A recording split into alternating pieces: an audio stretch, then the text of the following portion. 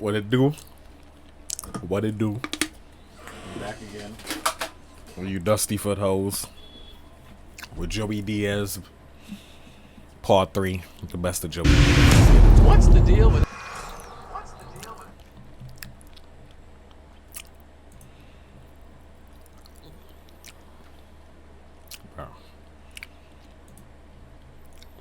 airplane peanuts? I was on the clock, Jack. I know exactly when that phone clicks. And you're using all three of them? Yeah, I'm using all three of them. I was a bad motherfucker.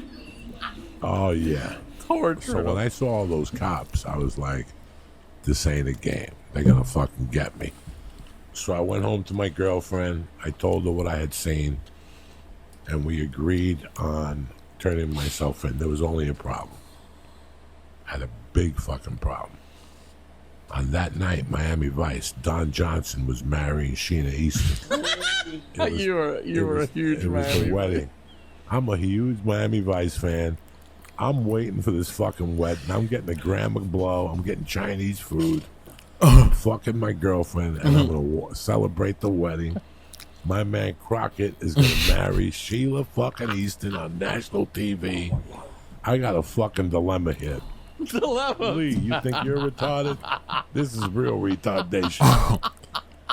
I was like, I got the cops looking for me, and I'm worried about a wedding. Not even a real wedding. A real, Not yeah, even it's a real Miami wedding. Vice Imaginary wedding. wedding. That's to let people know. You know, like when you guys on Patreon, I'm 24. I don't know what to do. Let me tell you what I was doing at 24.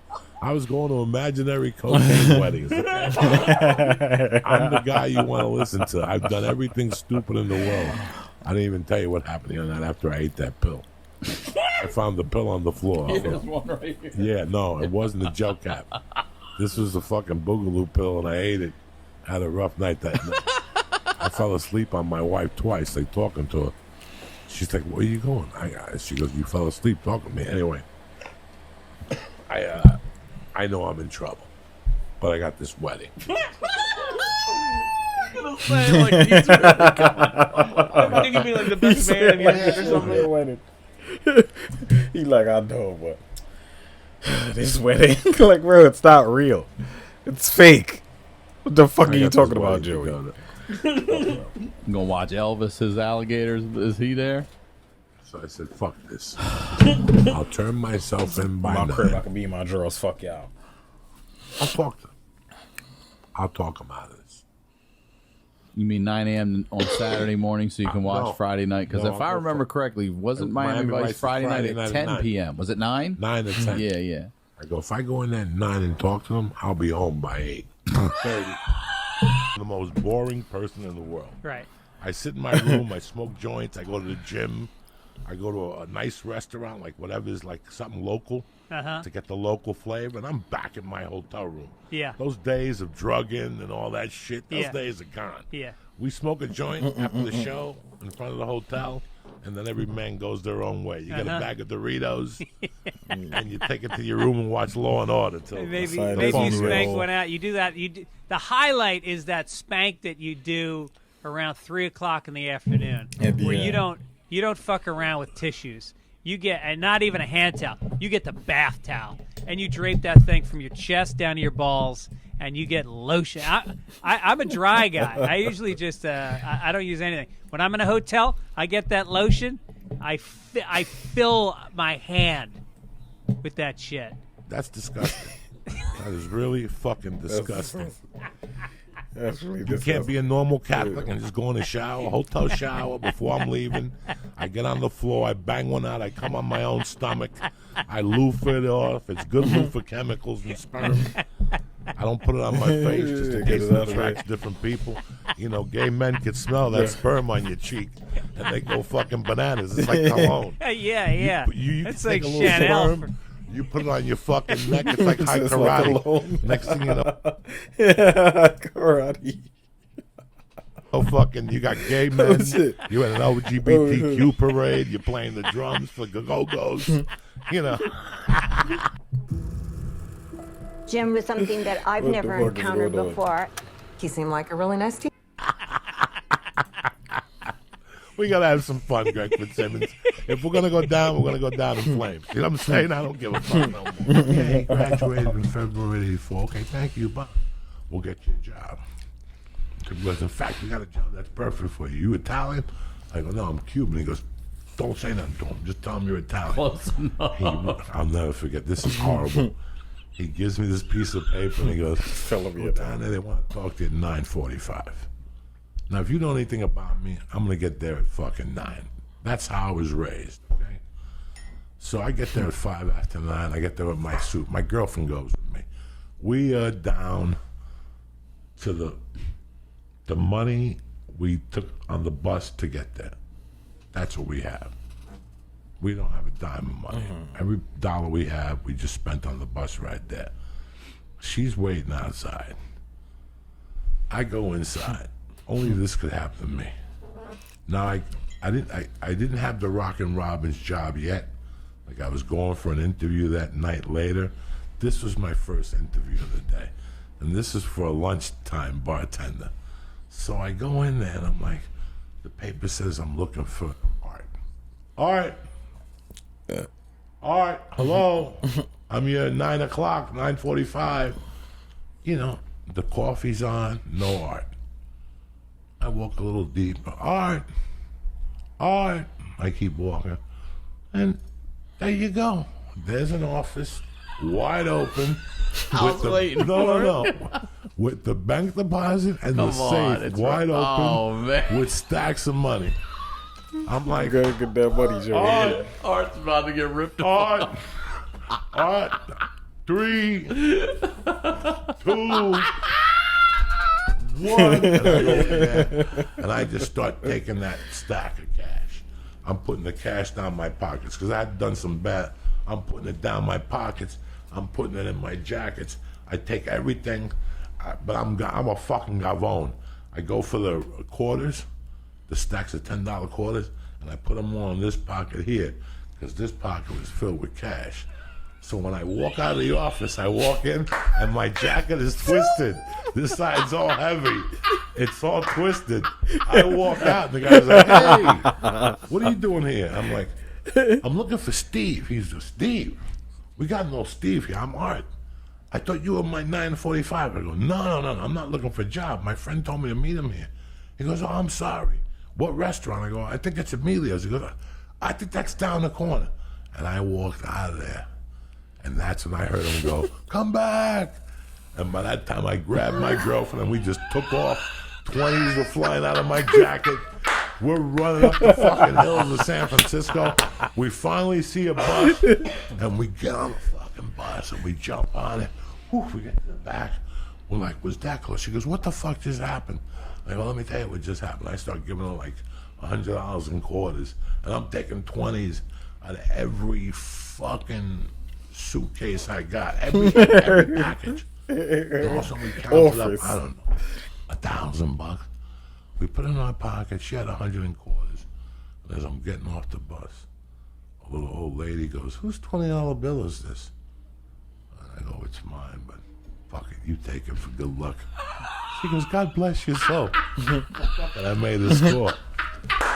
Thanks. Sorry you had to cancel the Cuba trip. They were waiting for you. Such a kind soul. Yeah, I know. Thanks for setting that up, but we'll get there. We'll get there. My aunt was going to get your dick sucked by the best dick sucker in Cuba. She's 58, and she's missing like 8 teeth. And they say she rubs them with a little gummies, and she plays congas at the same time. They had plans for you, but I'm sorry. Best blowjob in Cuba. She's 58, 59. It's like an hour ordeal. You leave there, you file for divorce immediately. Because she lets you know what a blowjob is. She twists your dick around. She uses it like one of those wrist things. You know those wrist pumps you had in the fucking 70s? She twists your dick around and she tongue licks your balls at the same time and sticks a finger up your ass.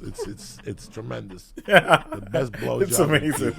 I think I read about it in TripAdvisor. Yeah. Yes, it's the best. 10 stars. TripAdvisor. She's not that good looking, but once she starts sucking, forget about it. She juggles your balls. She takes. I heard she pokes your balls with 2 fingers like an eye poke. It's tremendous. I have to try it myself. I keep forgetting. Shaves her eyebrows and looks you right in the eyes the whole Oh my time. god. Oh my god. And she lets you shave an eyebrow Look, while you look, get your look. dick sucked. Pluck her eyebrows. She likes pain. You know what I'm saying? So they go see the Like- kitchen guy. He's looking for help. So the kitchen guy was a black dude, maybe 6'6", 310 pounds, retired fucking Marine, whatever he was. He was retired from the service. This guy did not mess around. His name is Mr. Yardborough. Big brother, big burly brother. Looked like the coach of Georgetown. Remember the old coach of Georgetown? He looked just like that. Just like that dude. I love that.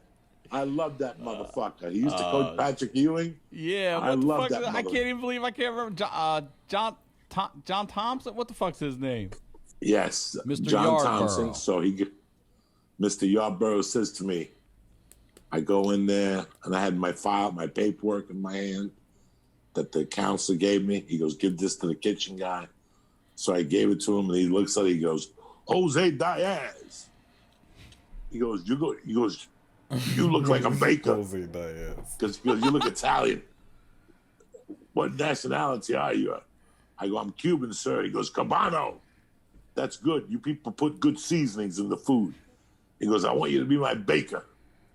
He goes, have you ever baked before? I go, never. He goes, well, there's instructions there. Your first job is cinnamon muffins. I can't believe that you're in prison on kidnapping charges and you're about to make cinnamon muffins. That's So- fucked up. Joe, you are one of a kind, man. There ain't nobody like you. There was, Yeah, I'm telling you the stories. so there's another kid. Yeah. There's another kid who got there with me, who he also made a baker. And this kid and me became tight. He was a white kid. He came from a good family. And he went out and got drunk one night and killed 2 old people. This kid was like, who can I compare him to? Like, just think of somebody that Like Simone? never. Yes. And just He made was like one Steve Simone. Yeah, made a mistake. Made one mistake. He was a college kid. I'll never forget him because he was so scared. And I had to like hold him and tell him, you're going to be fine. Nobody's going to mess with you. We're in the kitchen now, you know? And we both got sentenced like the same, like, you know, around the same time. We both ended up in the kitchen. And he knew a little more than me about bacon. That's all I know. And I was a little older than he was. He was a real college kid. And we were making the cinnamon. We had to get there the next morning at like 4. And we're like reading the stuff and we're mixing, you know, they have all this industrial type shit. So I don't know how to make fucking muffins, whatever. They said 4 to 2-inch thing. And you put it with a swirl. So I'm like, those things look fucking like little midget muffins. I'm not giving out those.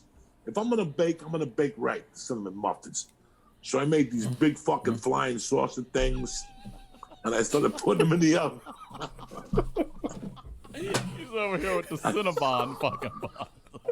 Oh yeah, I'm over there trying to be Cinnabon, and whatever it called for, I added extra. Like whatever flour, put an extra pinch in there. Sugar, put an extra sugar in there. I like Yeah, but fucking extra baking everything. soda. I just put extra everything. And next thing you know, the fucking me and the guy at bullshit were waiting for the first batch to come out. And one of the cooks was a black guy. His name was Chicken Hawk.